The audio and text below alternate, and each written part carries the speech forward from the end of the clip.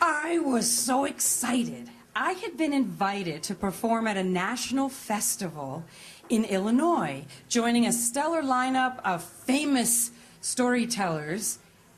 Many of them I just admired from afar. So it was such a great opportunity for me. Of course, por supuesto, I said yes and accepted.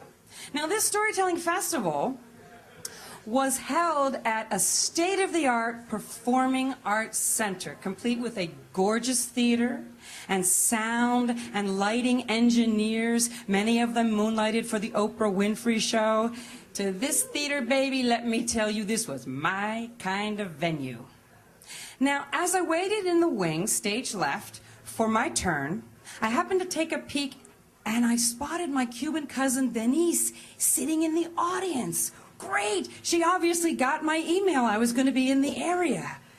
I hadn't seen Denise in so long, but I was really, really glad that I had decided to do some bilingual family stories. Well, after a rousing introduction, I stepped and took the stage, gave a little wave to Denise, and began speaking.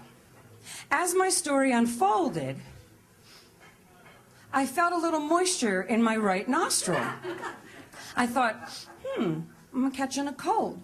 So I knew I was mic'd with the lav, and it was live, so I did a real soft little sniff, and then I continued going.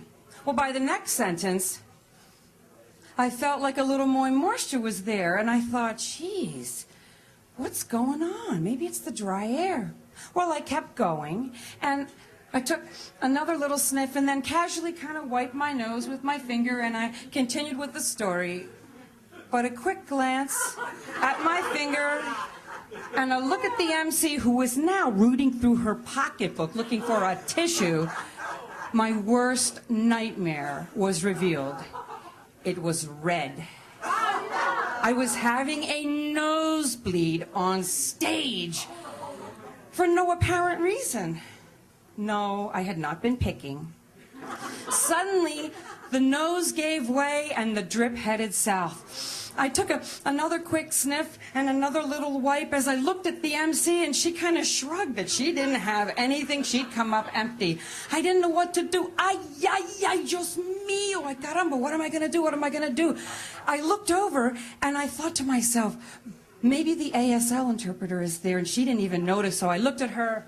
But no, she was already signing nosebleed for everybody to see. I thought, oh my God, what if this audience thinks that I have a drug problem and I snorted something in the wings before I came on? Dios mío, what am I going to do? What am I going to do?